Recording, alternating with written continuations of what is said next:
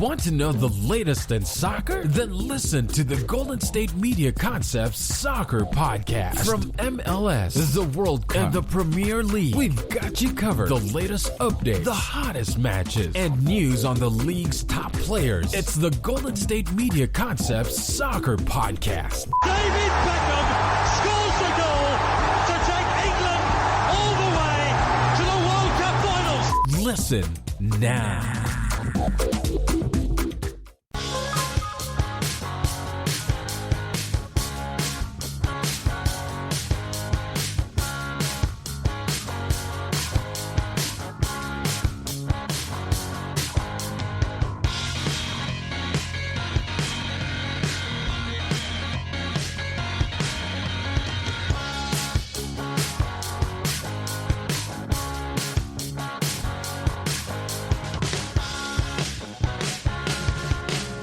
And welcome back to the GSMC Soccer Podcast.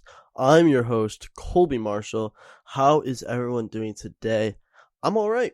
So tomorrow, by the time you guys are hearing this, will be on Friday. So by the time you're hearing this, I'm going to be on a flight to Florida. I'm going to go down. I'm spending some free time with my family. We all need a break. My dad's been working a lot. I just got done with finals. It's time for us to relax. I get to spend 2.5 weeks there. My family gets a week there. I get to stay with some friends, which is great. But yeah, so I get a little bit of time off, and I hope everyone else is, enjoying summer, nice hot summer days. Right now it is sunny and 85 where I am. It's very warm. I was outside earlier. I was taking I was fishing earlier, and I lost a lure. I had to jump inside the lake and get a lure out the bottom of the ocean. Bottom of the lake. It was caught right outside my Nana's dock. Anyways, enough about me fishing. Let's talk about today's program. We have one action-packed program, ladies and gentlemen. Today's show, we're going to be going over the most recent Premier League games and talking about the final game day, which is upcoming. We're also going to cover the Bundesliga before its final match as well. We're also going to talk the third segment's going to be kind of interesting. We're going to split it in half. We both had the Italian and French Cup finals. We're going to look at those real quick. Then we're going to talk about the best goals of the season and some of the best own goals of the season. So we'll do that all in one segment, and then we'll end off the show with how we're going to rebuild 3 specific English teams. We're going to do Arsenal, we're going to do Everton, we're going to do Newcastle. And I'm planning on doing rebuildings for multiple teams, so just stick with me. We'll kind of go through a lot of teams for different leagues at once. Now, with that being said, let's get into the program. Now, Premier League Match Day 37 just concluded. I didn't really talk about this last time on my last episode of the podcast. So before the last game of the season, let's look at some of these results and describe their impacts to the game. Now, as we look at the table, Man City, as we know, are champions, first place. Manchester United in second with 71 points. They are stuck in second. They will finish the season there. Chelsea are in third with 67, Liverpool in fourth with 66, and Leicester City in fifth with 66. Up next in sixth, we have West Ham with 62, seventh is Tottenham with 59, 8 is Everton with 59, and Arsenal is ninth with 59. Now, those are all the realistic European spots, and depending on how this last game day goes, depends on where they move. Everyone else, pretty much from there down, can jump up and down in terms of place, but nobody will be relegated, nobody else will be relegated. The relegations are set with Sheffield United, West Brom, and Fulham going down. Now, we'll look back at the last match day. Manchester United Fulham. That game was pretty close. Edison Cavani scored a ridiculous, almost halfway line. Basically, De Gea kicks it out. Bruno, I don't think he even touches it. He dummies it through. Cavani's onside. He hits the shot from 45 yards out, and it goes right to the top corner over the keeper's head. That's 1-0. And then Joe Bryant came back later in the game and scored as well. Now, Manchester United now, to that point, locks them in second. They have no fear of losing out on Champions League football. It's secured. Now they can kind of focus towards their Europa League final against Villarreal. Now, Leeds United was able to win comfortably 2-0 over Southampton thanks to a goal from Patrick Bamford, who's in his first season has played exceptionally well, and Tyler Roberts scored a late goal to seal the win in the 95th minute. Now, as we look on within more games, talk about Brighton Man City. That game was very close. That was an exceptional game to watch. Man City got a red card early. João Cancelo got sent off very early, 10th minute.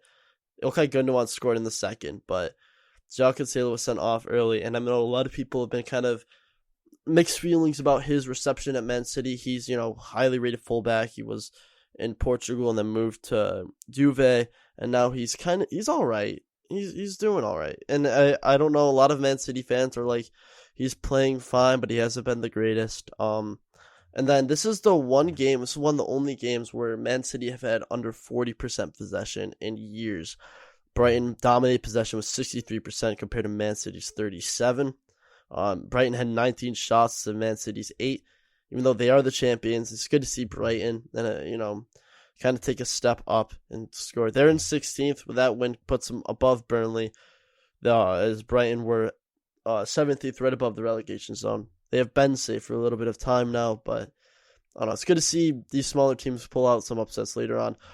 Phil Foden also scored for Man City, and then Leonardo Trossard, Adam Webster, and Dan Burn all completed the comeback.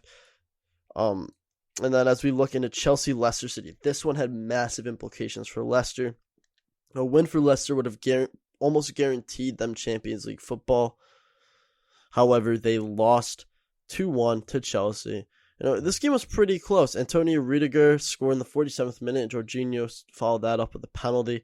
The penalty was kind of dicey. You could say what you want about it, but the penalty was given. And then Kelechi Iheanacho scored in the 76th minute to try to bring the team back. Now, Leicester have been playing great, and I do feel like they are definitely more deserving of European football. But I don't know. They're not. This Chelsea team has shown themselves they are in Champions League final. And it's tough for them, especially this is, Leicester's been kind of, ever since that title run in 2016 when they won the title, the 5,000 to 1 odds, they've kind of remained a top half contender and seriously a top 6 contender as well. And this season they've proved it more and more. Jamie Vardy is potent as ever. Cagliari can hold down that back line. And yeah, I think this Chelsea team was able to seriously negate Jamie Vardy all game.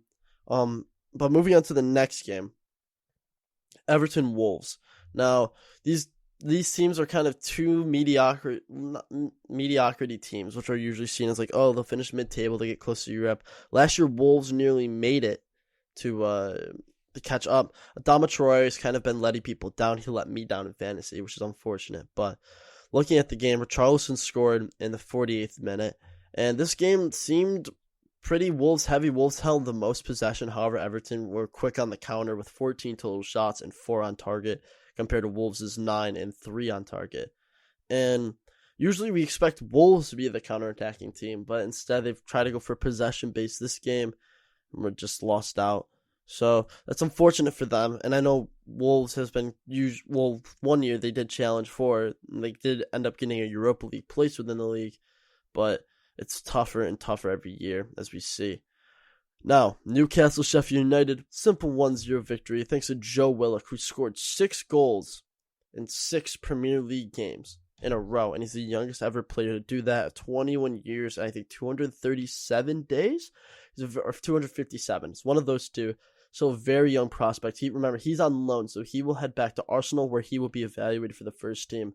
And we'll get into that towards the end of the show. And that's Arsenal is going to be one of the teams we're going to break down. But looking at Newcastle, they played well, and it's good. This team's kind of been up in the air, and we're also going to talk about Newcastle later as well. Newcastle had 16 shots compared to Sheffield's 11, 5 shots on target compared to Sheffield's 1. Now, possession was pretty even, and passes and all that was also pretty even as well. And Sheffield United bombed the table. They have not lived up to any sort of expectation this past season. And it's kind of unfortunate because a lot of people rated them pretty highly after they finished in the top half of the table last year. A lot of people were surprised. And I think the defense kind of just collapsed inwards on itself. And it's unfortunate. I mean, a lot of people did hype them up. A lot of people were predicting them to finish solidly again. But there's a lot of injury woes, a lot of other things as well going on. Now, Tottenham, Aston Villa. That game happened yesterday as I'm recording this on Thursday. Steven Bergwijn with the first goal in the 8th minute off some ridiculous clearance. Just fall right back into him. He took it right up the field. Scored a beautiful goal right to the top right corner. And then, however, Sergio Reguilon absolutely outdid Steven Bergwijn for his goal, but it was an own goal in the 20th minute. And, we'll talk about greatest goals and own goals later. This is definitely probably the best own goal I have seen in years. It was ridiculous, a ridiculous finish. And Ollie Watkins in the 39th minute, made Aston Villa up 2-1. And from there, they were able to hold on. Aston Villa were able to get off 20 shots with only 4 on target. And Tottenham were about to do the same with 10 shots and only 4 on target as well. So they're kind of even in shots on target. However, Tottenham also dominated possession 61 to 39%.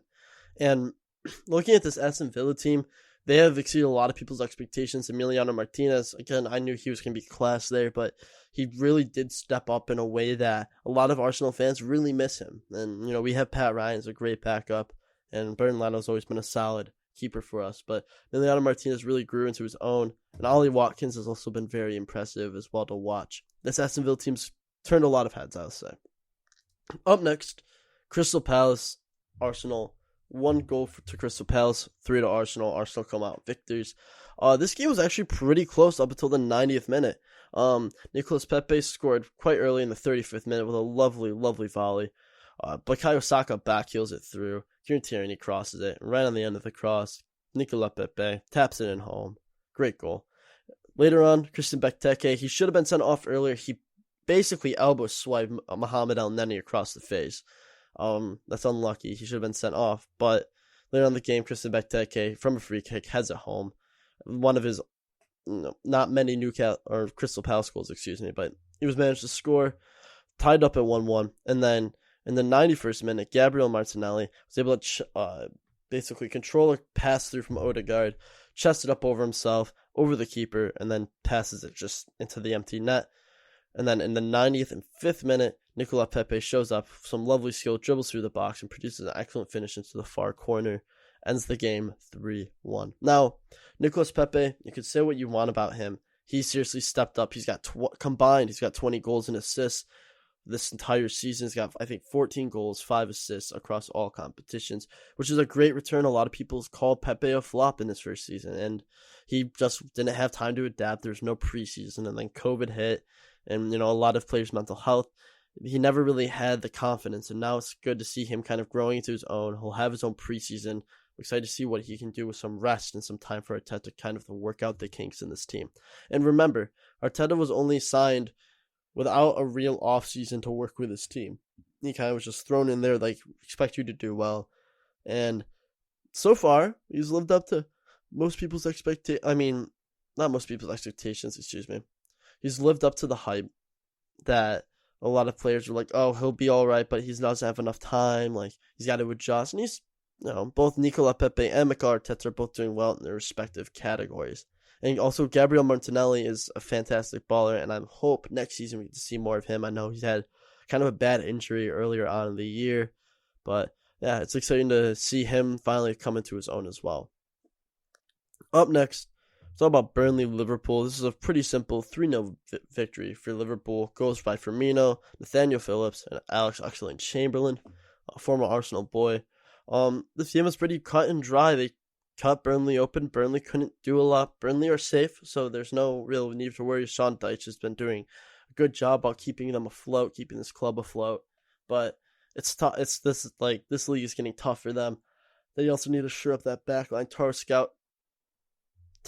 I think it's Tarkowski, Tarkowski. That's, how to pronounce his name. Tarkowski's been all right. He's been absolutely exceptional, but he's been a great partner to Ben Mee.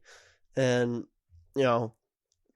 against Mane, Salah, Firmino, it's definitely a very tough squad to go up against.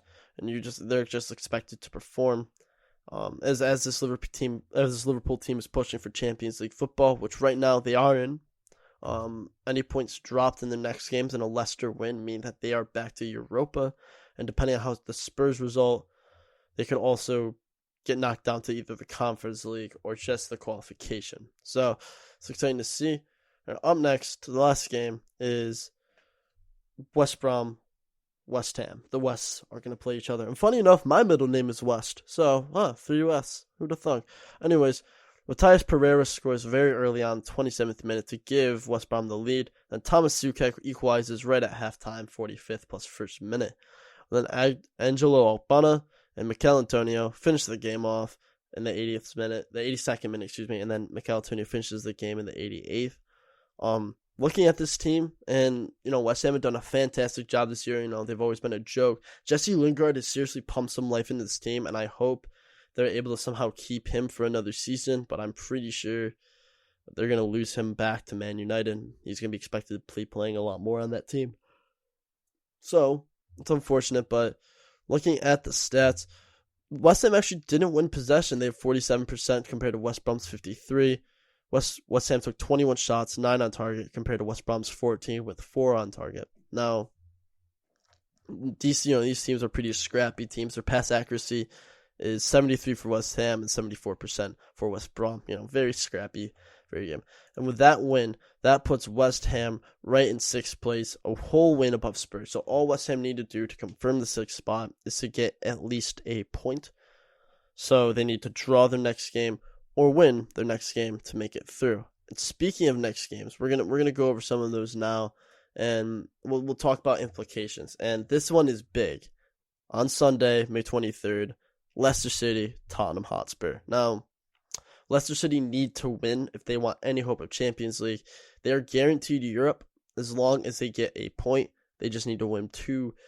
They need to win, beat Tottenham, and if they beat Tottenham and Arsenal win, Arsenal actually overtake them in the table. Or if they win and West Ham win, Tottenham falls down to 8th, Arsenal up to 6th, and West Ham up to 6th, Arsenal up to 7th, because right now, because of the West Ham win, Arsenal cannot qualify for Europa League. But since the Conference League is getting introduced this next season, that will be exciting to see. So, Leicester City versus Tottenham, that game's going to be massive. I'm predicting a 2-1 Leicester win. Brace for Jamie Vardy. Harry Kane will get his last ever Tottenham goal, but it won't be enough. Up next, we have Wolves Man United. Now, this is a pretty deadlock. Not much is going to happen as a result of this game. I'm predicting a comfortable 1-0 Manchester United win, keeping Adama Traore quiet. And, he hasn't been impressive at all. And it's unfortunate because a lot of last year we were singing his praises. So, sad to see. Up next, West Ham Southampton. I think West Ham have got the guts to it and are going to go for it. I'm predicting 3-1 West Ham win. Jesse Lingard with a goal at least. Up next, Sheffield United Burnley. I think this one's going to be standstill. I'm predicting a 1-1 draw. Sheffield United is going down, and Burnley are barely above the relegation zone. They're going to be chilling. Up next is Fulham Newcastle. Again, I'm going to say 2-1 Newcastle. I think Joe Willock's going to finish his goaling spree. He's going to score again to win the game. So, 2-1 Newcastle. Up next is Leeds United versus West Brom. Again, West Brom's going down. Leeds are kind of comfortable where they are. There's not really a position for them to move upwards. They're kind of just chilling right now in 10th. So, in my eyes, I see a Leeds win 2-0 over this West Brom team, which have already been going down. Now, Arsenal are playing Brighton Hove Albion. And for me, I think Arsenal is going to Arsenal's going to beat this team 3-2-1. I think Aubameyang is going to get a goal, Gabriel Martinelli and Nicola Pepe. And then for Brighton, I think Basuma has been absolutely great form. I think he's going to chip in with a nice outside the box goal, but we'll have to wait and see. Up next is Aston Villa versus Chelsea. Aston Villa have been kind of doing great, but Chelsea are so strong. They need to prepare for the Champions League final, which is in less than a week. I feel like they're going to rest most of their starters, but they need to secure Champions League football for next season. Because if they lose this game and both Liverpool and Leicester City pick up points, they will fall immediately to the Europa League spot. So I am picking Chelsea to win 1-0. It's going to be a very close game, but I think Chelsea's going to play more of their reserves. Up next, we only have got a couple games left. This is Man City Everton. I think Man City lifts the title on this day. I think they're going to dispatch and take care of Everton 2-0. Comfortable win. I think Ruben Diaz with a header goal and Kevin De Bruyne with a nice free kick. And then to end off the games for this week, Liverpool Crystal Palace. I see Liverpool walking away from this with 2 Mane goals to 0.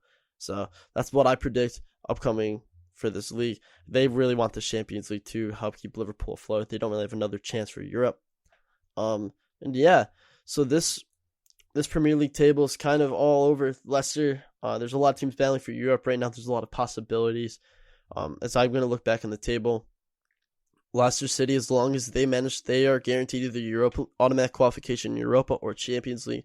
All they have to do is win, get a point. If Liverpool drops points and Leicester gains points, they will go into the fourth. And Chelsea drops points and Leicester wins, Leicester will overlap them into third. And if Liverpool also gain points, they'll throw Chelsea down to fifth. And then Chelsea can still qualify for the Champions League if they do manage to beat Man City in the final. And then looking 6th, 7th, 8th, and 9th, it's West Ham, Tottenham, Everton, Arsenal. West Ham pretty much locked in 6th. If Tottenham win, they will equal West Ham. I think actually go above them due to points. If Arsenal win and overtake Tottenham and Tottenham drop points and Everton drop points, this means it will be a solid, and then Arsenal will be able to qualify for the Conference League. But that's enough about me rambling on about the Conference League. When we get back, we're going to talk about the Bundesliga. It's about to conclude, so let's talk about it. We'll talk about Bayern top 4 as well as the relegation battle. And then from there, we will discuss the Italian Cup final and the French Cup final. Combine that with the best goals of the season and the best own goals of the season. Then we will conclude the show with rebuilding 3 teams: Arsenal, Everton, Newcastle. Don't touch that dial. We'll be right back. Are you looking to get your college football fix? Looking to get the latest news on your favorite school's team? The GSMC College Football Podcast is your ticket to all things college football. Join us as we talk college football from the national championship, the college rivalries, the bowl game, to the Heisman Trophy. To which conference is the best? We've got you covered for the Big Ten, SEC, Big 12, the Pac-12, ACC, and everything in between. Download the GSMC College Football Podcast on iTunes, Stitcher, SoundCloud, Google Play, or anywhere you find podcasts. Just type GSMC in the search bar.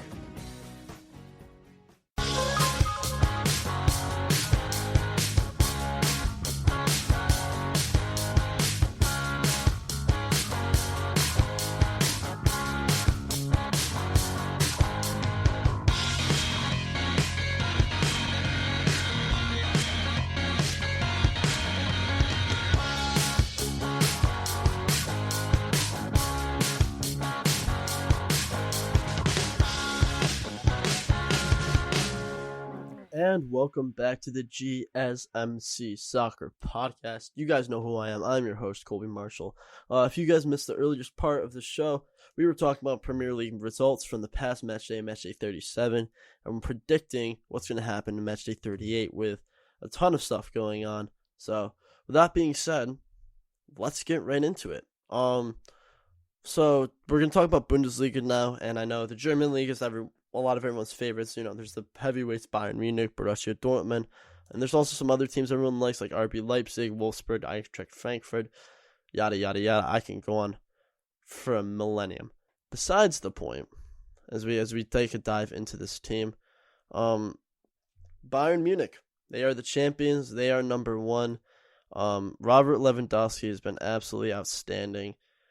Again, he has 40 goals this season, and if he gets 1 goal in this final match day, he will break Gerd Müller's record for most goals in a single season. And, I mean, we'll see if he does or not. So, just have to find out and wait and see. And we'll talk about all the goals, top scorings, assists, all that stuff in a little bit. Right now, as we look at the Bundesliga table, RB Leipzig, or Bayern are on top, obviously, 75 points, 23 wins, 6 draws, 4 losses. RB Leipzig are in second with 65 points. Borussia Dortmund in third with 61 points. Wolfsburg in fourth with 61 points. Eintracht Frankfurt with 57. Leverkusen with 52. And Union Berlin in seventh with 47. And so basically there's not a lot of volatile movement that can be made between 5th, 6th, and 7th. Those are pretty much locked in. There's not much you can really do about there. So, and Union Berlin, big up them. They kind of have a struggling first season, and they actually managed to pull it out of the bag this season, perform better than most people's expectations. They were able to draw a lot of games that was able to help keep them up and get points.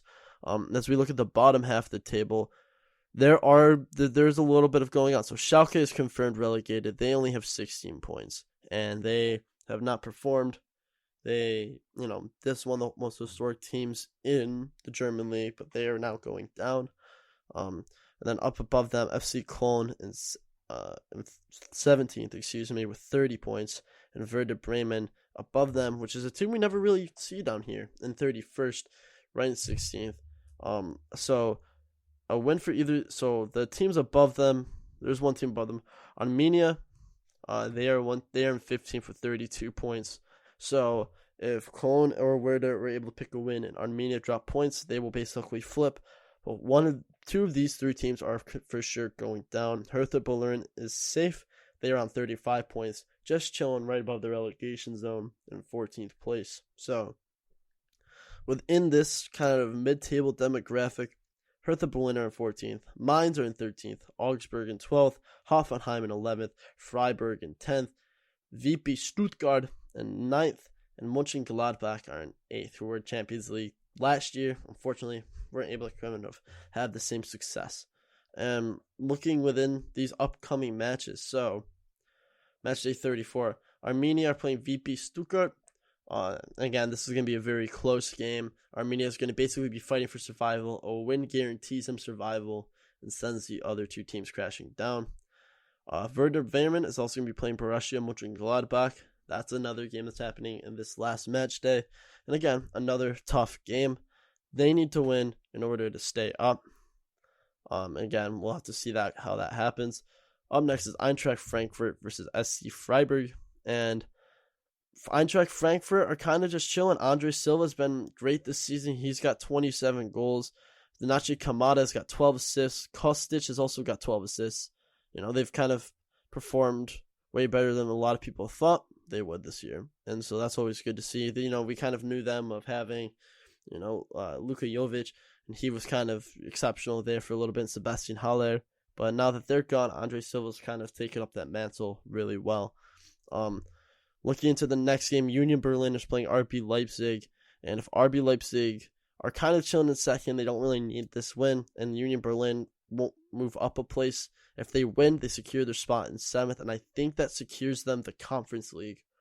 But if not, the Borussia Mönchengladbach does have the chance to overtake them when they play Werder Bremen. Up next, Wolfsburg and Mainz. If Wolfsburg are able to win, they can overlap Borussia Dortmund into 3rd.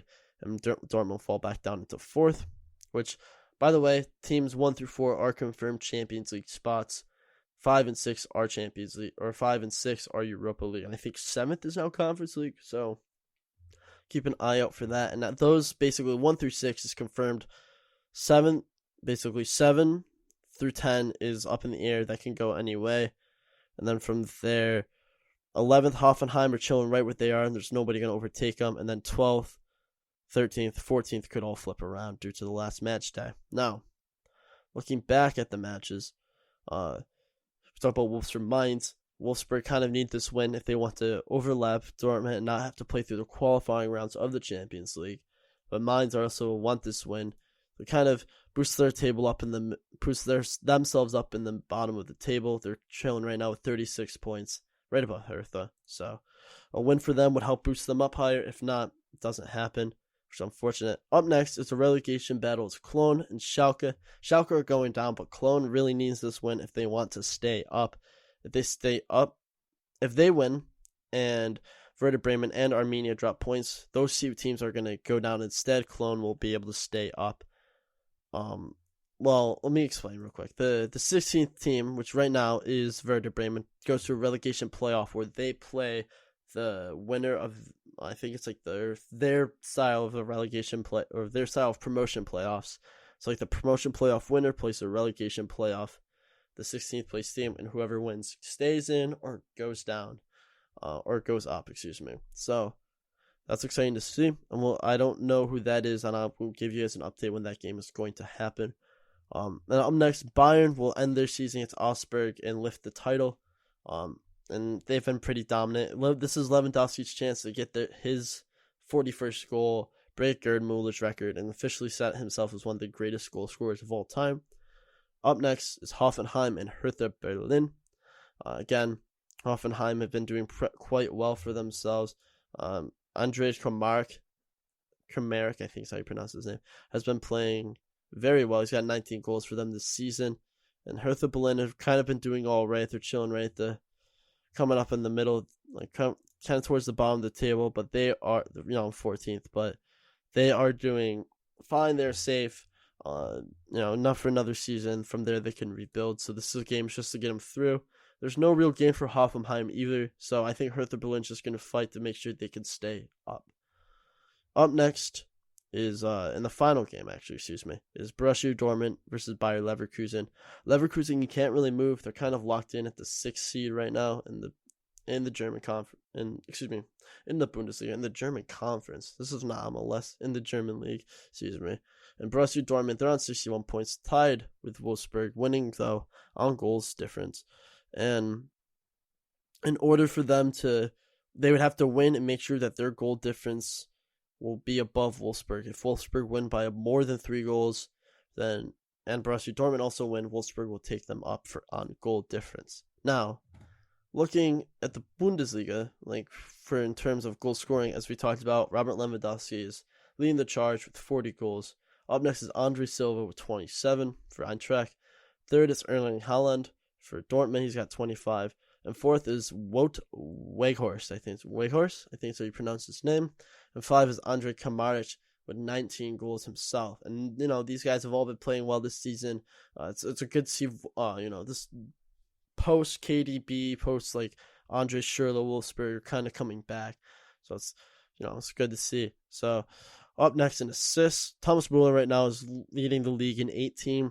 And then tied in second is Demachi Kamada and Filip Kostic. I mean, these players have been playing great. They've been, loyal servants to Eintracht and have been playing well throughout. I remember Kamada scored that great goal to knock us out of the Europa League one year. So they are both tied for second with 12 assists. And next tied in fourth is Jadon Sancho from Dortmund with 11 and Jonas Hoffmann with 11. Now, yellow cards. We're just gonna go through. We'll go yellow cards and red cards. Why not? Nicolas Hofer, he's got 11 yellow cards. He's kind of leading. Up next is Evan Indika with 10, Sebastian Rode with 10, and Stefan Puss with 10. They're all tied for second with 10. Up next is Florian Neuhaus with 9, Gonzalo Castro with 9, Jeffrey Galileo, I think is how you pronounce his name, with 9 from Augsburg, Matthias Cunha with 9, and Musa Nkate with 9. I hope I'm not butchering any of those. A lot of these names are names I'm not super familiar with. Now, red cards, there's not a real winner. A lot of these players just have one, so I'm just going to read off the names of what I see.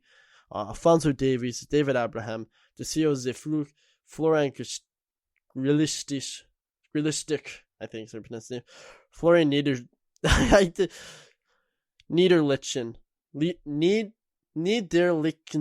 I think Florian Niederlichner, one as well, Jude Bellingham, Marcus Thuram, Nathan Damina, Ozian Kabak, Paulo Otavio Rosa Silva, Rafael Framberger, Robert Andrik, Robert Skov, Ruben Vargas, and Stefan Posch. Now all of those guys have one red card between them. Again, no real I'm kind of surprised there's not 3 red cards. German league's usually a pretty tough, brutal, physical league. Now, let's go over the past match day. Well, I kind of want to talk about Bayern for a second. And, Bayern Munich have been, we all know who Bayern are. Bayern are one of the great teams now. But they are losing a lot of players in this upcoming transfer window. A lot of players are leaving. Javi Martinez, David Alaba, and Jerome Boateng are 3 legends who are all going to depart from their club and are looking to move on. But they're kind of getting ready to rebuild, it looks like. As Julian Nagelsmann's taking over from Hansi Flick, who's at the end of the year retiring. He's going to cut his contract early. He kind of wants to move on. He's won the treble with this team. He feels like he's done enough, and I think he's got some personal stuff going on with him in his life as well. And looking at this team, Robert Lewandowski is one of the best goal scorers in our generation, up there with Suarez, Ronaldo, Messi, Ibrahimovic, you name it. He's right up there, and he can perform. Up next, we're going to talk about, Leroy Sané kind of moved in there. Joshua Kimmich has been playing defensive midfield. He's been doing great, kind of as a really good Thiago replacement. Alphonso Davies been playing as a fullback, and he's so fast. He is blinding fast, and he's a great fit in that team. Kingsley Coman as well looks way better than he used to. He's kind of evolving, even though he's not getting all the game time. He looks like a much better player than what he was. Javi Martinez has also been, even though he's leaving, he has been a faithful servant to this club, and it's sad to see him go. And looking at this team, and as people are leaving, Lucas Hernandez, Serge Gnabry, Leon Goretzka, Jamal Musiala. He's actually Jamal Musiala, I think. I don't know how to specifically pronounce his name. I'm pretty sure that's close. I'm sorry. He's been exceptional for this team. I know he just got a call up to the German team for the Euros. He's, kind of been young, kind of bled through into the first team. Has kind of been somewhat of a mainstay ever since. And he's been quite impressive this season. I'm really surprised that he got a call up in a good way. It's, he kind of deserves it. He's been playing well. So, as well, we can look. They also have a pretty strong future. Got Benjamin Pavard is going to be there holding it down for a little bit. Korean Tolisso still pretty young, despite that ACL injury 2 years ago.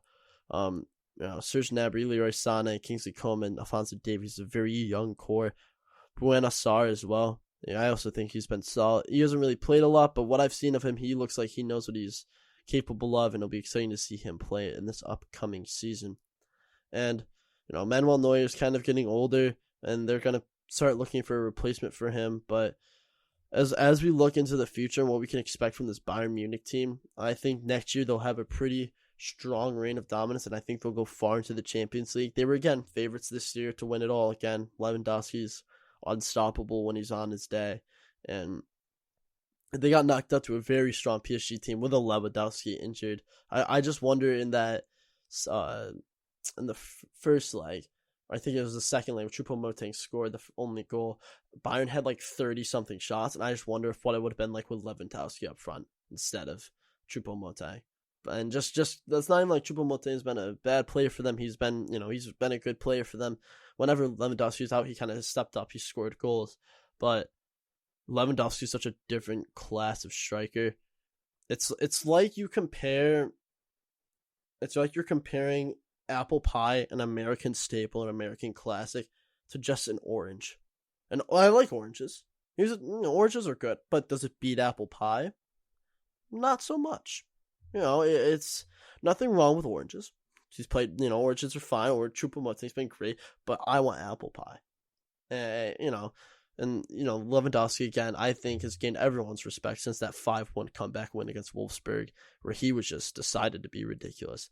And again, we'll talk about some of the other teams as well. We'll talk about Leipzig real quick. They're going to be losing some players. I know Dayot Upamecano, he's leaving the team. He's going to Bayern Munich. Dominic Sosa-Blasi, he just moved there from RB Salzburg, but he has some serious promise, and he's been linked to Arsenal, linked to some other teams as well. Angelino from Man City has kind of came into his own and kind of shown that he can be a solid player. As well, Tyler Adams from America, he's kind of stepped in. He's like, yeah, I can play. And he's able to keep up with these guys, and he'll be a fantastic servant for the national team. And, we do need a stronger national team, and I'll say this, and I like it when we see all these players are out, like Pulisic when he was at Dortmund, and, Tyler Adams right now, and Sergio Dest at Barcelona. It's always good to see American players going abroad, getting this European experience, because this is truly the highest level of game there is in these competitions.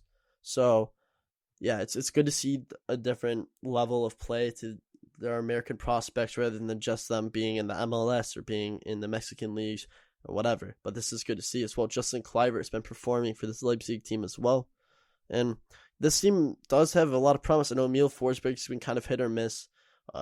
He played well in the Champions League this year. He just I think his transfer stock's gone a little bit down, and I know he's been dealing with a little bit of injuries, but nothing wrong with that.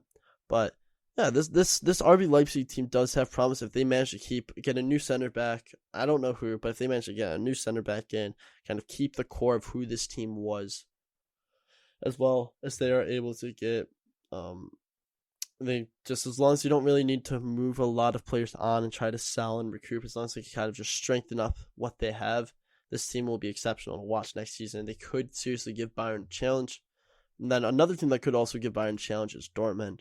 We know who Dortmund are. Bruno Haaland is showing himself to be a real threat. Jadon Sancho, and then we finally get to see Marco Reus without some injuries, and he looks like his old self. He looks great, and I do wish I could have seen what Marco Reus looked like without an injury-laden career. Imagine him being able to play like a Ronaldo style of career where he barely gets injured. It's unfortunate, but Jude Bellingham's also played for a little bit of games. He's been playing well, and I know he's young. He's kind of just lumped in there, and he's just kind of expected to perform, and he has. So it's always good to see as well. Roman Bürki is kind of their number one keeper still, and he's just he's been a solid keeper for them, keeping him up. Mohamed Dahoud, it's always been solid. He came over from Gladbach a couple of years ago. He's been kind of in and out of this team. He's been performing great. As well, Giovanni Reina, another American prospect who I will rave over. He will be fantastic in 2026 World Cup when America hopefully does qualify. Wait to see. But this young America core, which is developing overseas, it's gonna be so exciting to watch when they come back. As well, Mats Hummel's still there. Lukas Piszczek, I think, is in his final season. I'm pretty sure he's leaving soon. Emre Can has been great as well. Thorgan Hazard and Julian Brandt have also made their impressions within the club, and they've also been great players as well. Rafael Guerreiro can hold down the left wing back spot very well. And he's helping, without Hardref Hakimi, it's hard to match the output that he was putting with this team, but, Rafael Guerreiro does step up in these games, and he does show that he can put performances in and can keep up with some similar numbers. Now, that's enough of me talking about Bundesliga and who can challenge Bayern, because Bayern Munich's gonna be so strong next year, and we only know of Upamecano coming in. I think maybe one or two other players, but this Bayern team's always tough, man. They always steal up all the talent from around the league. But enough of me rambling on about Bayern Munich, Borussia Dortmund, Leipzig, all Bundesliga. It's a lot of stuff going in my head right now. But when we come back, we're going to talk right now. No, not right now. After the break, excuse me. Talk after the break about both cup finals in France and in Italy. And then during that segment, we'll do a little bit of a 180. We're going to go best goals of the season, best own goals of the season. I'm going to read a couple off, talk about a little of them, which I think were the best, which I think were, all Puskas winners, basically. And which of them do I think, are great goals. And as well, own goals, well, there's not many, but we'll talk about them a little bit. And, we'll see where they lie on my table and where in my head. So don't you touch that dial anywhere. I will be right back. Now, you've been listening to the GSMC Soccer Podcast, brought to you by the GSMC Podcast Network. Don't go anywhere. I will be right back with more soccer action. Tired of searching the vast jungle of podcasts? Now listen close and hear this out. There's a podcast network that covers just about everything that you've been searching. The Golden State Media Concepts Podcast Network is here. Nothing less than a podcast bliss with endless hours of podcast coverage.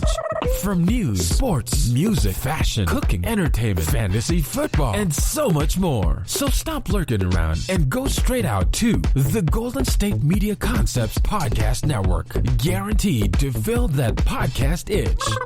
Whatever it may be. Visit us at www.gsmcpodcast.com. Follow us on Facebook and Twitter, and download us on iTunes, SoundCloud, and Google Play.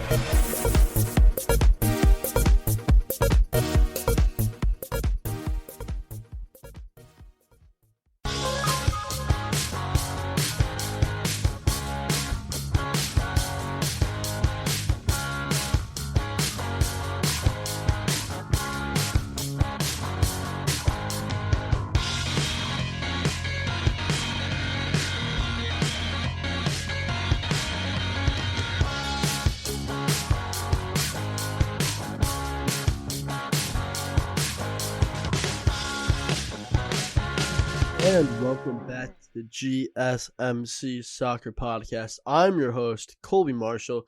In the earlier two segments, if you didn't hear or you just somehow tuned out and zoned out, fell asleep, it happens. I get it. We talked about the Premier League, the last past match day 37, and upcoming match day 38, which is the last match day of the season. what implications that will have as well. We just finished covering Bundesliga as well as the champions Bayern, the other runners-up, RB Leipzig, Borussia Dortmund, as well as the relegation battle. We kind of covered their upcoming match day and what implications that could also have. Now, kind of moving away from both of those leagues, let's focus in the middle of Europe. Real quick, we're going to talk about both the French and Italian Cup final. Now, highly anticipated games. We both talked about these in earlier podcasts. In the Italian Cup, it was Juve versus Atalanta. Now, this game has a lot of hype. You know, the Atalanta is number 2 in Italy, and Juve is like around the 5th spot.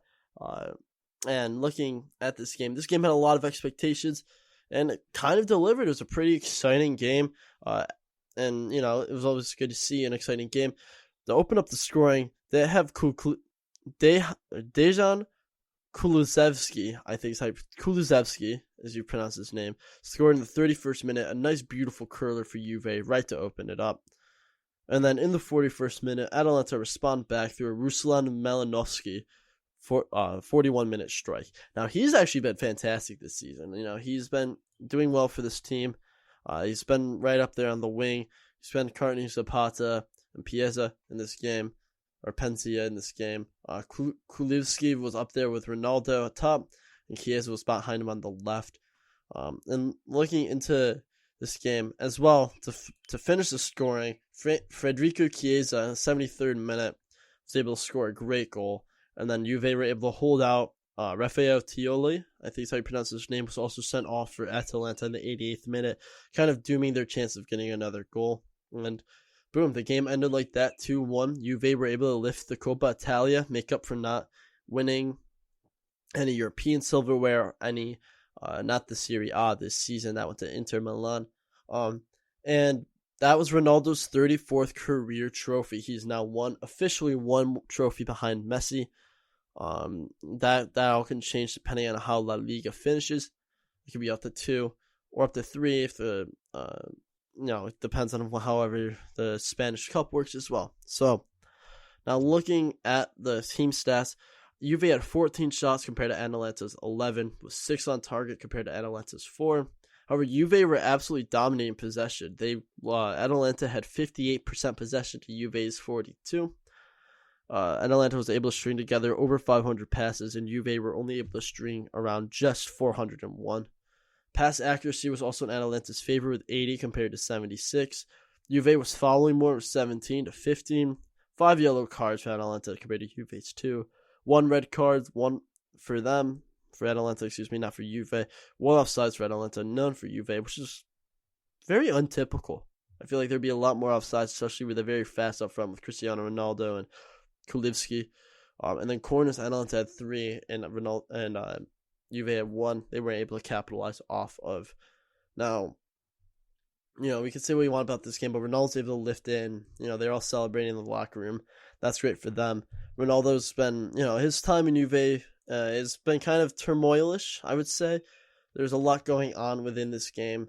Juve just couldn't, you know, keep up with the Juve could very well lose if they don't manage to qualify for Champions League, which I don't think they will be able to. So it's unfortunate, but if Ronaldo does leave, he is most likely heading to PSG. That's where a lot of the rumors are saying, and if that does happen, that would be very possible. Now, talking about the game a little bit more, there's a lot of cards, and a lot of the Atalanta right at the end were kind of losing their head. Just like right at the end, Tiolo was after fury. He was not even on the pitch. Tiolo got sent off, and it's unfortunate. But I mean, he wasn't even on the pitch. He was just so furious with the referee, and you know, it's sad. But you got to be able to keep your cool, especially with players like this.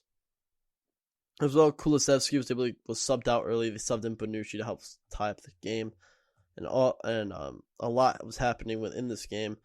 Matthijs de Ligt has been all right this season. He hasn't been fantastic, but he's been somewhat.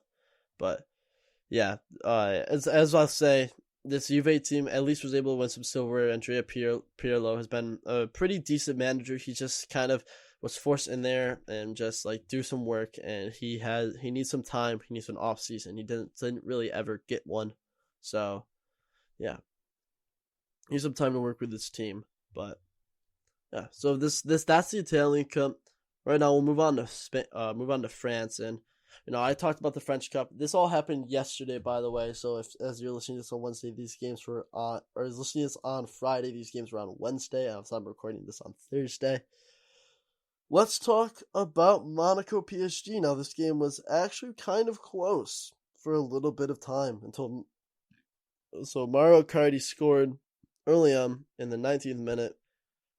Very simple, easy goal.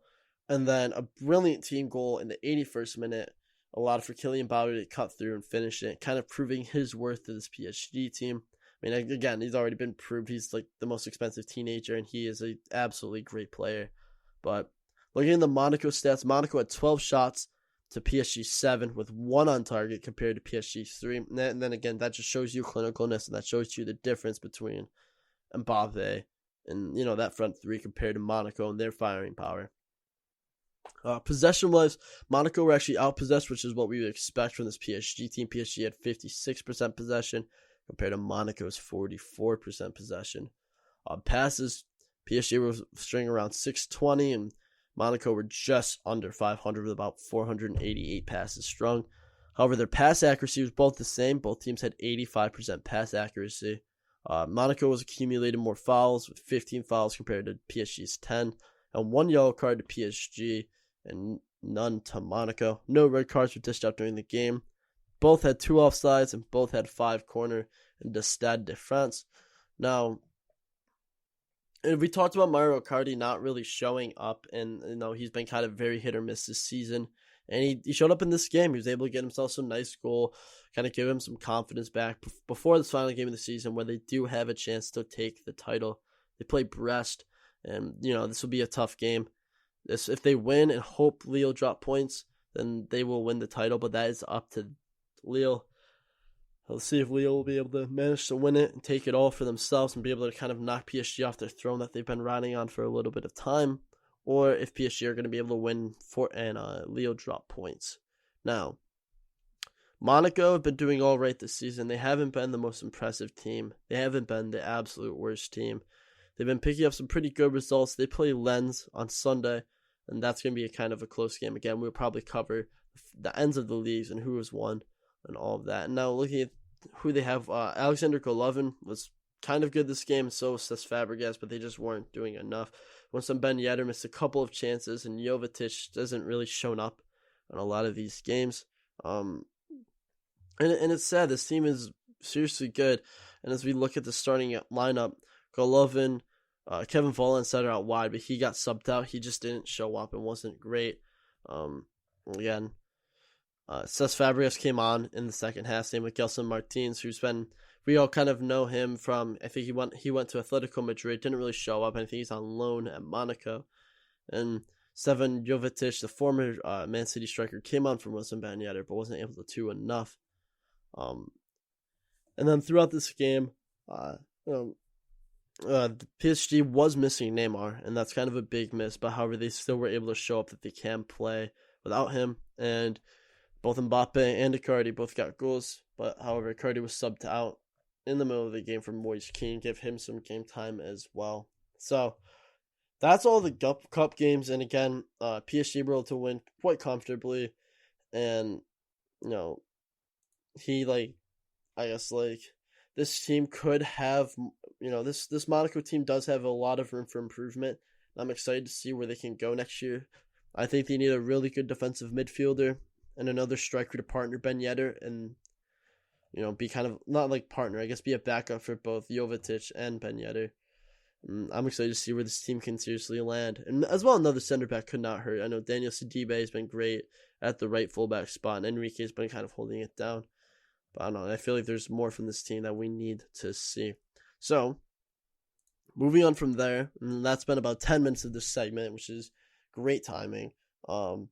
Let's talk about some goals of the season, own goals of the season. Now, I'm going to kind of dive into some of these goals for a little bit of time. I need, there's been a lot, and especially I can go on, and I'll start reading off with a couple. So let's talk. Reece James versus Brighton. Now, I saw that goal live, and I kind of was sitting with two of my boys from the World Football Illuminati. Shout out Mike and Nick. I think I was sitting with you guys, or sitting with two Chelsea fans, but shout out World Football Illuminati, as always. And that goal was ridiculous. That was one of the best goals I've seen in a minute, and that was a great goal to watch. And, top corner, easy, done. Like, that just looks very effortless. As well, we have Jadon Sancho versus RB Leipzig in the DFB Pokal. Again, showing up at a pretty big game. And I know he just cut through that defense, goes around, scores quite easy. Just the run alone, and then the strike was great as well. Bruno versus Everton, again, classy strike, just right into the top corner. Pogba versus West Ham, and I know Paul Pogba has been, been getting some hate. He hasn't really shown up for this, Manchester United team. He's, they've won the most expensive players in the world at the time when he transferred. And he kind of he's been there for 5 years now. And we kind of, he's been in and out with injury, and he hasn't been the best player. And, a lot of people are like, well, when will the real Pogba, the Juve Pogba show back up? The one that everyone was touting for, the one who was fantastic. And we haven't seen it yet. So, it's sad, but it is a harsh reality. As well, Cavani versus Fulham. Let's talk about that goal. That goal was ridiculous. I know on the replay it looked like Bruno touched it, but I'm pretty sure he did not. I'm pretty sure he dummied it through right to Cavani, who was wide open, and sees the keeper a couple yards out and decides to hit it. Goes right into the top corner. Fantastic strike. But yeah, that's a solid goal. I saw that yesterday, and I was like, oh wow. Up next, Lancini versus Tottenham. That goal is great. That goal picks out the top corner, easy as you like, kind of finesses it in. I don't even know. It's just a great goal to watch. As well, Lamella's Rabona versus Arsenal, which is unfortunate as an Arsenal fan to watch, but that was a great game. Rabona was a great goal, and even though it was kind of a bottom corner, just the fact that he decided to be cheeky and take it, I give props, because that is tough to do, especially live in the middle of a game, when you kind of aren't just fooling around with your friends, like, oh, I'm just going to Rabona it for fun. Doing it in a game is a lot different, especially because it could have gone horribly, horribly wrong, as we've seen Rabonas in games go. As well, Alisson's header, and again, keeper goals are very rare. Alisson's header, though, in the 95th minute, that's special. That's always good to see. And basically the last touch of the game was that header, so it's good to see keepers get a goal. And the header he went out for, dude, that was a bullet into the top right corner. He goes up, he leaps for that. I think I just saw LeBron James on the screen for a second. I realized, I blinked my eyes and realized it was Alisson. But that was a great goal. As well, Weston McKennie's scissor kick.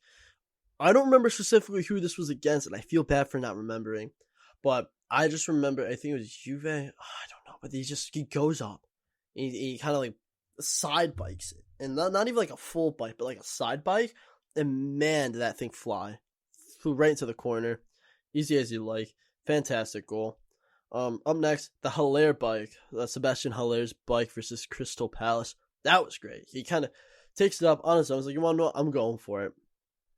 And boom, nails it right into the top corner. Now, from there, Luke Thomas's first PL goal. I know I mentioned this in one of the other podcasts, but that's a great strike for your first ever Premier League goal. And I'll talk about another first ever Premier League goal in a little bit.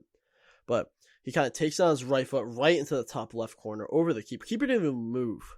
And he was kind of in the box, but at a really tough angle. And the angle is kind of between the 6-yard box and the penalty, but you're kind of towards the corner.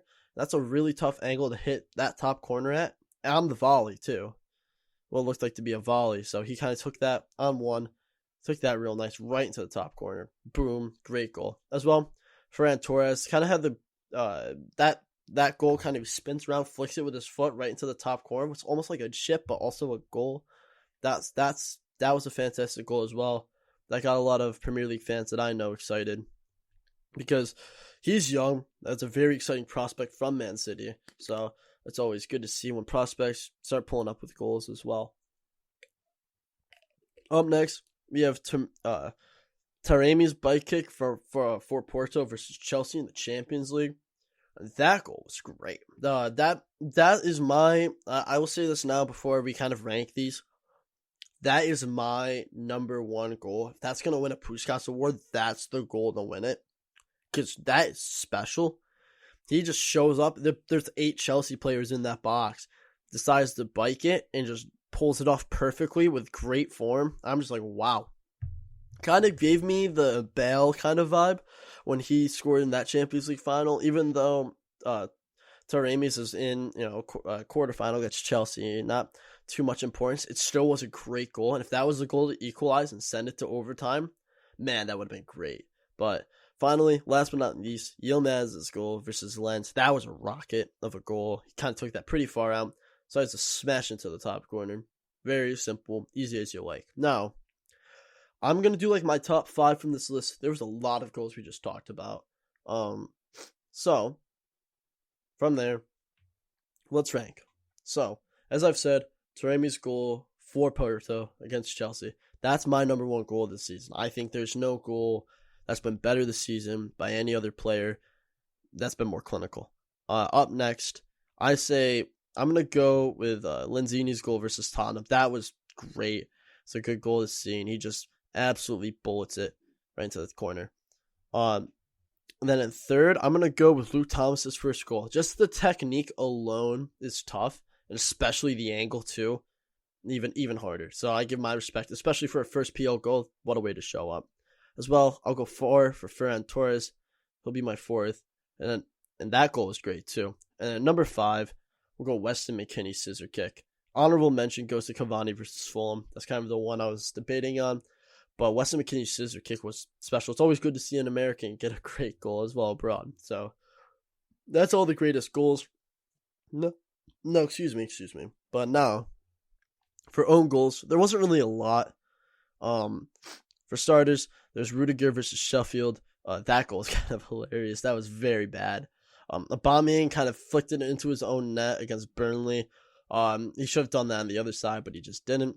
And then finally, Varane versus Shakhtar. He kind of basically toes it into his own net, and that's unfortunate. But the best own goal of the season was Reguilon versus Villa. I don't think I've seen a more clinical own goal in years. I think there's like a clip online. I don't remember what team.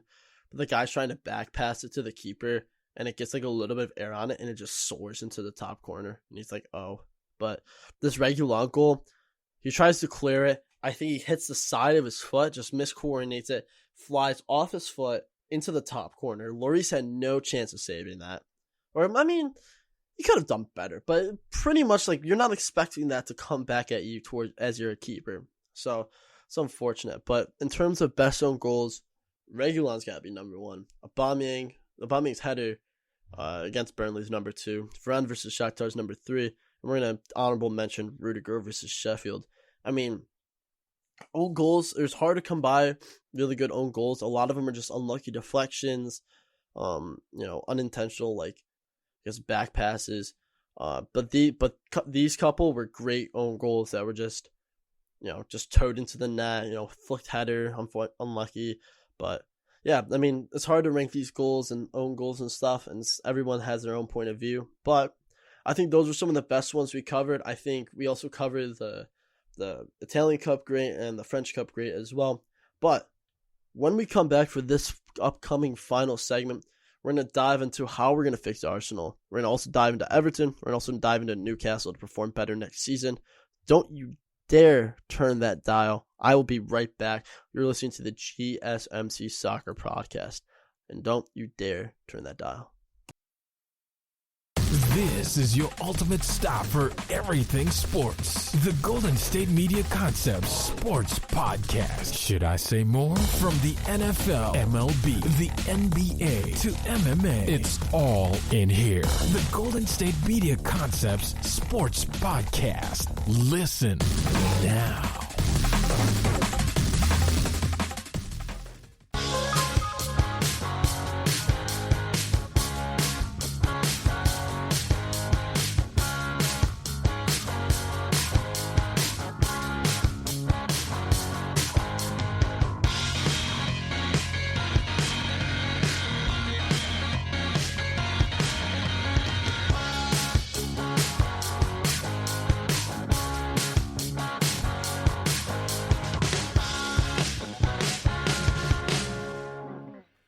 and welcome back to the GSMC Soccer Podcast. I'm your host, Colby Marshall.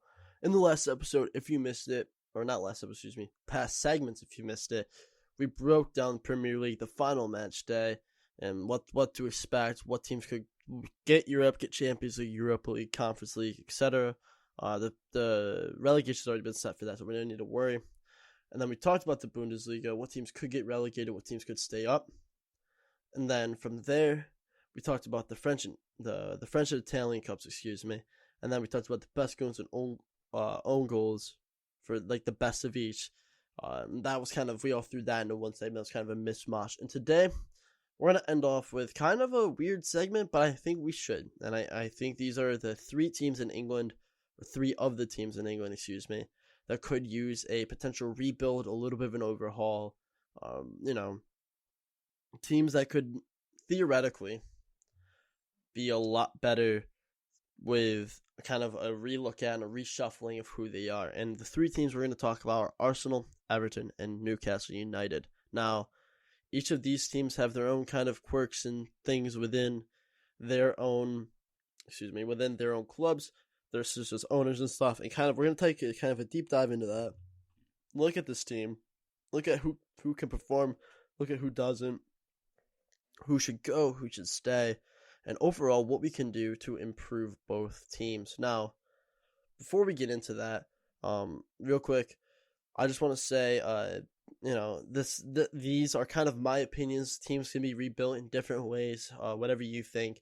So I don't want to get hated on for, this is how I think this team should fit. So with that being said, as an Arsenal fan, let's dive into Arsenal first. Now, real quick, we need a new owner, and I will say this again: Stan Kroenke and the Kroenke Sports, enterprise should go.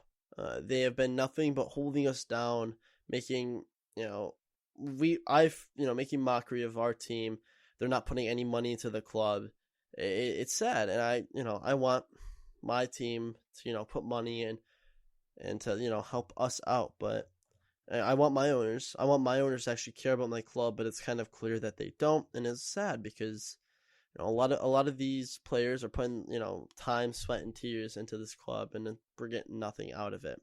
Now, that being said, let's take a deep dive into this team, into what's going wrong, what can we do. So yeah, the first things first, the owner, and I think I can't stress this enough. Stan Kroenke's put $0 of his own money into the club up until the pandemic when Mesut Ozil had to leave. And I mean, we're still paying Ozil's wages while he's at Fenerbahce right now and until the end of the season. And that's a huge amount of money out of our pocket. And then from that, Stan Kroenke refused to pay 55 employees and decided just to let them off, in which Mesut Ozil donated his own money to help pay for the clubs. He even fired Gunnosaurus, our mascot. No owner should fire their mascot. It's just really sad, and I don't know. It hurts, especially for people in my club. As as people online are looking like, what's going on? Like, our owner should be able to not let people go. You definitely didn't lose that much, and he wants a self-sustaining system within the club, and that's what's kind of killing our club too. This fact that let's make it self-sustaining, when in reality, you do need to pump some money into the club, and then you get more out of the club. Fans are not excited to return if you aren't going to care about how we feel and how our team is. And then looking at this team and looking at what we can improve, I think within goalkeepers, I think we're fine. I think Bernd Leno's still young. He's 29. He's right in his prime. We have Matt Ryan as a capable backup. And Runarsson is kind of not impressed a lot of people. He hasn't been great. He didn't really show up well in the Europa Leagues. And before I talk more about this, I just want to let you guys know that there is attempting to be a takeover between of Arsenal with the Spotify CEO, Dennis Bergkamp, Patrick Vieira, Thierry Henry. They're gonna keep going. They're gonna try to take over Arsenal. I hope they do, because they actually care about the club. And right now, the only thing I know Stan Kroenke cares about is fattening his wallet, and that's sad. It's it's an unfortunate reality that a lot of us Arsenal fans have to live with. Compared to the Leicester City owner, who's down there celebrating with his club when they lift an FA title. I haven't seen Stan Kroenke at a final game in years. It's just very, very sad, and a lot of fans are very fed up with him too. So, that being said, it's so our goalkeeper position is fine, and I think within goalkeeping we should be all right. We have capable keepers.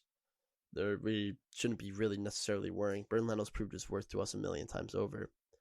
And then we're going to move into the outfield, and Hector Bellerin has been very hit or miss this season. He hasn't, there's that one season, I think the 15-16 season, where he was by far the best fullback in the league. He had like 8 assists, like he was ridiculous that season. And I don't know, it just feels like ever since he decided to cut his hair and become a fashion model, his whole kind of soccer career has taken a downward spiral. I don't know, he just hasn't been playing up to standard and up to what I want to see my Arsenal fullbacks play at. I love Kieran Tierney. I think he deserves to stay. I think he should be one of the pillars. And let's talk about pillars we should base this team around. I know I'm kind of all over the place, but let's base how we should build this team is what's important. And now let's look at this Arsenal team and who should we keep as we rebuild this team. Because as I've said before, this is going to be a tough rebuilding project. I think we need to keep Kieran Tierney, Gabriel, Rob Holding, Pablo Mari, Bukayo Saka, Thomas Partey, Emile Smith-Rowe, Granit Xhaka, Lacazette, Aubameyang, Pepe, Martinelli, Balogun, Nketiah, and that should be all. I mean, Reece Nelson has been playing a little bit, but he hasn't, excelled. I think he just needs some time as well to get a full season in. I know Danny Ceballos and Martin Odegaard are heading back. David Luiz is leaving at the end of the season. He has not been great for this team. And I don't know why he's been playing more games than he has. I think Lacazette and Pepe have really stepped up this season, showed they can serve when the bombing hasn't been really firing. And I think if we never really went on that big losing streak in kind of the middle of the season, I think this Arsenal team could be in a way better spot pushing for Champions League. And it sucks, but I think Arteta needs time with his team. He needs a postseason. A preseason and a postseason. He's never really had that time. There's a good amount of Arsenal players going out on loan too, and I mean, we just need what I think in my eyes what we need. We need another defensive mid. I know Mohamed El Neni. I said we can keep him, but I think he's kind of shown himself this season to be pretty good. But I've just never seen enough worth in him to keep, and another midfielder another attacking midfielder to back up Smith-Rowe, who's actually capable. I was thinking Emile Forsberg, another defensive mid. If you could somehow leech away interest a guy from PSG, which I don't think will happen, but it's a very plausible move. And then as well, I think you need another left back. I mean, Guerrero would be a great left back, but I'm pretty sure he's content with staying at PSG. And I've also said Grimaldo from Benfica, but I'm pretty sure he's moving on this summer to another club. But I think a lot of the other players are fine. I think, Cedric Soares he's a good player. I just don't think he's Arsenal kind of need right now. Callum Chambers Callum Chambers has not played a lot this season. Well, he's only had 9 games, 2 off the bench, with 1 assist. This is in the Prem. I don't know, he just hasn't played up to a lot of people's standards, and it's unfortunate. And I think, another right back wouldn't hurt too. I don't really know. I mean, Sergio Dest from Barcelona, if we could somehow get him on loan, but he's been getting a good amount of game time there, and I think he'll be kind of that right back position for Barcelona for a while. But another right back would be great. Cedric could fill in. Just Bellerin hasn't been doing enough, and it's unfortunate. But looking more within this team, Bukayo Saka is clearly the player we should be building around, and because he's so versatile, we can put him left wing, put him left back, center mid, attacking mid, right wing. I don't know. It's just we should be building around this team better, and especially with this team, Arteta's faith is what a lot of players are staying for, and I'm glad because that's very important. Arteta's faith means everything for this club right now, so that is beyond important. And I'm glad that a lot of Arsenal players are staying. They kind of don't say this is a down year, like, oh, we need to leave. But a lot of people are like, we trust him. We need that. And that's what's always good from a manager. Now, moving away from Arsenal, we're moving to Everton real quick. And to me, Everton's biggest problem is their midfield. I think their front three, when they put Hamas out wide, Richarlison out wide, and Calvert-Lewin up front, I think they're a great team. I think that front three works. I think you don't need to touch it, but I think it's the midfield. I think Sigurdsson has not been great enough this season, in my eyes. I think he's been very hot and cold, very meh. I wouldn't say the greatest player in the world. I wouldn't also say he's been bad in the Premier League. He's got 6 goals, 5 assists in 35 games, coming on 12 times as a sub. I don't know. It just hasn't been all that for them. As well, Axel Iwobi is not firing. In 29 games, he's got 1 goal and 2 assists, and that's not what you want, especially from a player who's, they considered high caliber at the time. As well, I just don't feel like, I feel like Seamus Coleman, even though he's been great, he's getting older, so he's playing not as many appearances, even though he is the club captain. They have to kind of be prepared to move on and be able to kind of rebuild around him. As well, Allan has not been playing a lot, and I think another defensive midfielder to partner him, I know Fabian Dell hasn't been playing at all. I kind of forgot he was on Everton, if I'm going to be completely honest. And, it's sad because he moved from Manchester City to this club, and he just hasn't been showing up as much. I think the midfield's kind of the biggest problem as well. Tom Davies, when he plays, he's not been bad at all, but he's not producing many numbers. Andre Gomez only has 1 assist in 28 games. He should be producing more. Gambimben, I think is how you pronounce it. Jean-Philippe Gambimben has not been playing well at all. And there's a lot more within this team that needs fixing. I think Diokore is fine holding down defensive midfield. Even so, he's got 2 goals and 3 assists. And I don't know, it's just, I feel bad because it feels like nobody else in the team is contributing. Then we look at the forwards. We have Richarlison, who's got 7 goals, 3 assists in 33 games, 1 off the bench. Dominic Calvert-Lewin, 32 games, has 16 goals and 0 assists. I feel like he should be producing more up front. And Josh King's always come on as a sub. He's never played a full game. He's got 11 appearances, 11 times a substitute, 0 goals, 0 assists. It's very sad. And then, Bernard I think he also was injured too, but he started 3 games, came on a sub 8 times, had 1 goal. To me, they need to fix this midfield, and they need more creativity. I don't know who. I mean, Emil Forsberg would be great in this team. They just need a very strong. If you can get Allen and Decore to kind of work with each other, I think you just need to replace Gylfi Sigurdsson with a better, with an upgrade of some sort of attacking midfielder. Papa Gomez anyone from Atalanta, I feel like could fit in that system. That anyone there, Milanovsky would be great.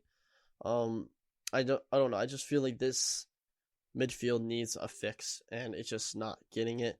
It just feels like a hole. They've kind of never really addressed Idrissa Gueye going, and they do need a backup striker or winger in case one of that front 3 gets injured, because Alex Iwobi hasn't been showing up.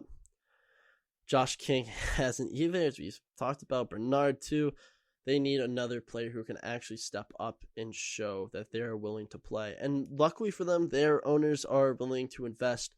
I mean, and they did have a little bit of period of time where it's kind of a manager roundhouse, Sam Allardyce and all that. But now with Carlo Ancelotti, being able to keep hold of him is huge. So in my opinion, they need a right back, defensive mid, attacking mid, and a striker / winger that can be versatile across that front 3, just to crack them up. Because as we said, Diego Jota has been great, and you see how that works out with Liverpool. Diego Jota can play anywhere across that front line once one of them is injured. Firmino, Salah, and Mane. Everton kind of need the same. Funny enough, because they're cross-city rivals. But I think since they have good owners, I think the owners are going to be willing to invest. But these are what Ancelotti should be shooting for. Now, let's move on to Newcastle real quick. I hate Mike Ashley. Mike Ashley pretty much turned Newcastle into a sellout club, into sponsorships all over the stadium. And Newcastle used to be a beautiful club with the little star in the center. Their old retro shirts are great, and their new shirts now, kind of don't fit the symbolic history of the past or splashed with the sponsorships and owners. I just want a very simple, easy logo on the front, and I don't know. He's just an awful owner. He's just using the sponsorship money and just kind of pocketing his own money. Doesn't really care. But it seems like you guys are getting lucky. You guys almost had that big takeover last summer. It was unfortunate without the Saudi money. But there seems to be improvement from there. And then looking at Newcastle, let's talk about like how well they've been playing. And I've mentioned earlier that I thought Martin Dubravka has been great this season. He actually hasn't made in 12 appearances. He made 0 saves and led in 18 goals, which isn't what you want from your keeper. So that way, Carl Darlow, ever since has been playing, he's made 25 appearances, 61 saves, 42 goals against. Which, I mean, at least he's making saves. It just sucks because Dubravka is kind of known as to be their number one, and seems like we're seeing a new shift off. I mean, then again, Dubravka is 32, Darlow is 30, but I think a new goalkeeper is a must for this team if they want to be able to keep alive. They need a young, very solid goalkeeper. And then we look into the outfield. They're going to lose Joe Willock. He's been one of their big sources of goals. Callum Wilson as well. He's got 12 goals, 5 assists. He's been playing great. I think that if you can keep Callum Wilson, he's still only 29. If you're, I know Joe Willock's going to head back to Arsenal. I think he'll be a great improvement at Arsenal. If you're somehow able to keep him as well. Alan St. Maxime, he's got 3 goals, 4 assists in 24 games. He just needs someone else to feed him balls and feed him more. And I mean, again, Dwight Gale, Andy Carroll haven't been really playing. Joelinton's played 31 games, only has 4 goals, 2 assists. It's not what you want. John Joe Shelby as well, 29, but he's played 29 games, 1 goal, 3 assists. I don't know. I just feel like there's not enough coming out of this midfield. Again, Matt Ritchie, 17 games, only 2 assists. No. Jacob Murphy's been playing fine. He's played 25 games, 2 goals, 3 assists. The Sean Longstaff and Matt Longstaff, those guys. I remember Matty Longstaff scoring that ridiculous goal against Man United when they played, I think, last year for his debut. The two brothers playing alongside each other in that midfield. And I thought they were great, but they're not really getting. Matt's not getting a long time. Sean's getting a good amount of time. He's got 21 games this season and assist. And to me, it just feels like their defense needs more work. I know Shar's fine. Kieran Clark is all right. He's played 22 games.